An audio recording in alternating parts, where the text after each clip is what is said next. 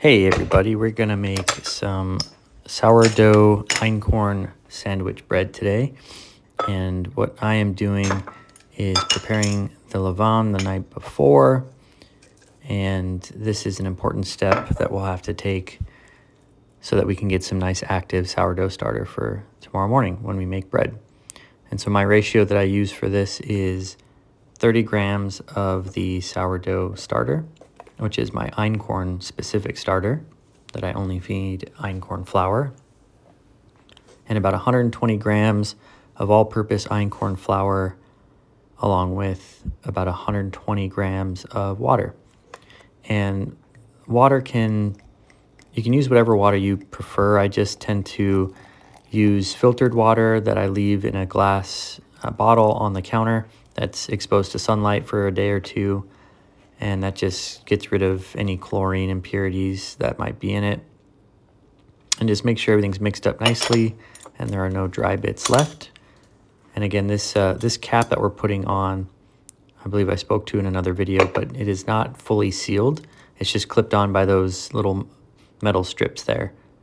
So there's no actual seal on it. So there's air is able to breathe and get into that jar, which is a good thing. We want that. And then I placed a rubber band to show where the line was. We can see how far it grows. And this is now the next morning where we're going to start adding our flour. So the first flour that we put in was all-purpose einkorn, and we're doing about 420 grams of that. And we are now going in with our whole wheat einkorn, and we did about 50 grams of that. And lastly, our bread flour, which is shown there. The bread flour, we're going to do about 70 grams. So this recipe is similar to my traditional einkorn sourdough loaf. The only difference that we're going to be making is adding the addition of some olive oil, and that is going to help us get a softer crumb for our sandwich bread. So we're still doing our 10 grams of sea salt, mixing all these dry ingredients together. This is an important step. You want to really get everything incorporated before you mix it in with your water. And into a bowl, I'm going in with 300 grams of water. And I'm going to warm this up in the microwave like I typically do, just for about 35 seconds or so. Just want to raise the temperature of the water enough that it's going to not only slightly activate the yeast in the sourdough starter, but it's also going to be easier to move things around. So anywhere from 90 to 100 degrees is going to be fine. Anything more than 100 I wouldn't recommend. And here's our bubbly, active einkorn sourdough starter going in. We're going to do 200 grams here, and you'll see that it's floating. It passes the float test, which is what we want. And we're going to do 10 grams of honey. And this just adds a really nice flavor to the bread, but also aids in the crust and the color. And so I'm going to add 40 grams of olive oil, which this is really just going to help us to have a softer crumb as an end result. So let's mix everything together. And having warm water is just makes this so much easier. Everything breaks apart. The starter isn't clumpy. You get a nice, smooth consistency. And we're going to go in with our flour mixture that we mixed up here a moment ago and use a dough whisk to get things started before ultimately I'll switch over to my bowl scraper, which you'll see here in a second. But I want to move things around and get a good start before we move on to that. And just like in a previous video, it's important to note that einkorn flour produces less gluten strands than regular bread flour or all-purpose flour. And so because of that, we don't want to work it too much. So I'm just going to use my bowl scraper here to start getting some of the dry bits off the side, working it into the dough gently, and just getting a nice consistency that when I look at it, I can say, okay, I don't have any dry bits anymore, and this looks good. And it's not going to be picture perfect right now. It might look a little sloppy, and that's okay at this stage. This is just an Autolyse that we're doing, which is allowing the flour to soak up the water for about an hour. So I'm going to cover this and put it off to the side for 1 hour, and we'll be back to check on it after. So here's after 1 hour, and we're going to do our first set of stretch and folds. And for these stretch and folds, real simple. I just put it in my hand with a little water in my hands so it doesn't stick as much, and I just do some light stretching and overlapping. My method's somewhat lazy compared to what a lot of people traditionally do with their einkorn flour stretch and folds.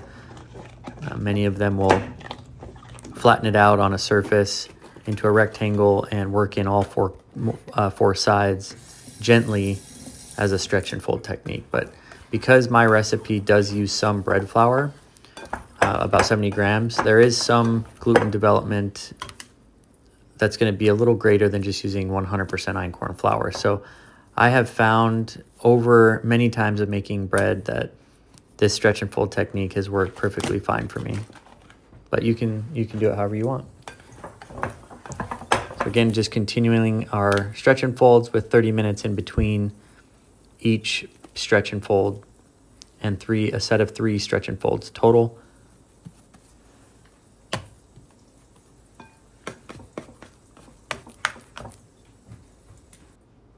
And each time I'm doing this, I'm just running a little bit of water over my bowl scraper and a little bit on my hands, so that when I scrape the bowl and get the dough into my hands, it's not sticking as much. So I think water is a little bit better in that regard, because it's better than adding excess flour into the dough, which can end up in your final crumb, and it just doesn't look very good. So after our 3 stretch and folds, it sat for 3.5 hours, and that's why you saw that big bulb on the top of the bowl cover. It's because there was all that gas built up inside. And so this has just been doing a bulk ferment for 3.5 hours, and putting it out onto a surface with some flour.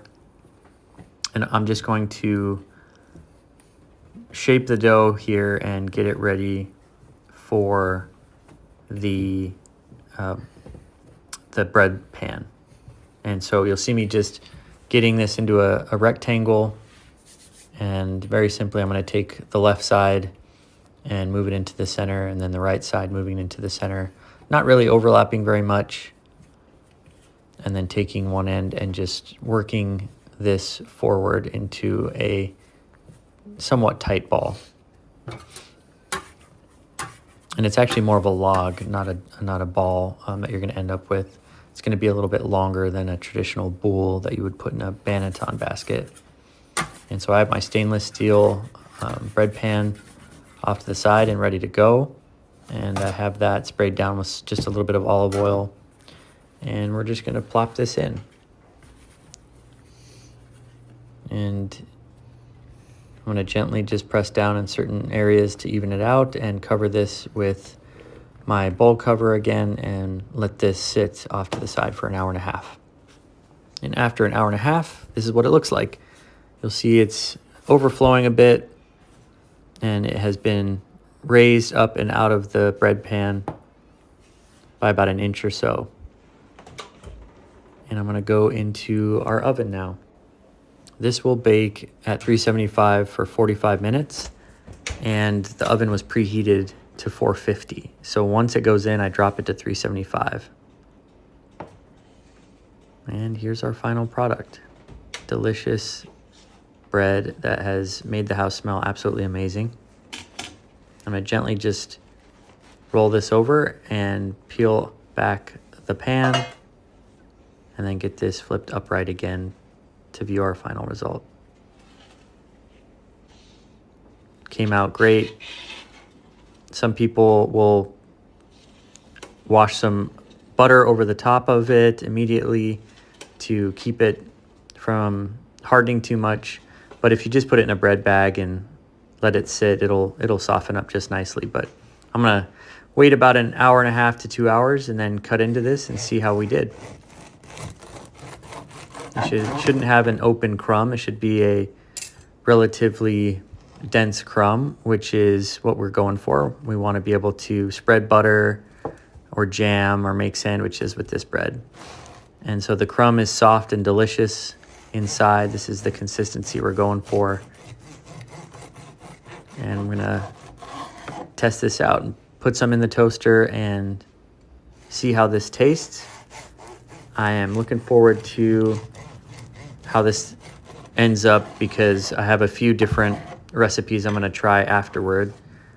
Next time I'm gonna use butter instead of the oil, and with the addition of milk and some other things, I'm gonna continue to experiment. But this is a wonderful bread that you can make throughout the week, make sandwiches with, make toast with.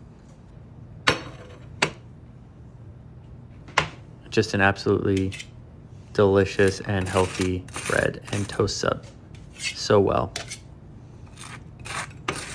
Einkorn bread is just perfect for toast, for a little bit of butter, some jam. It really lends itself quite well.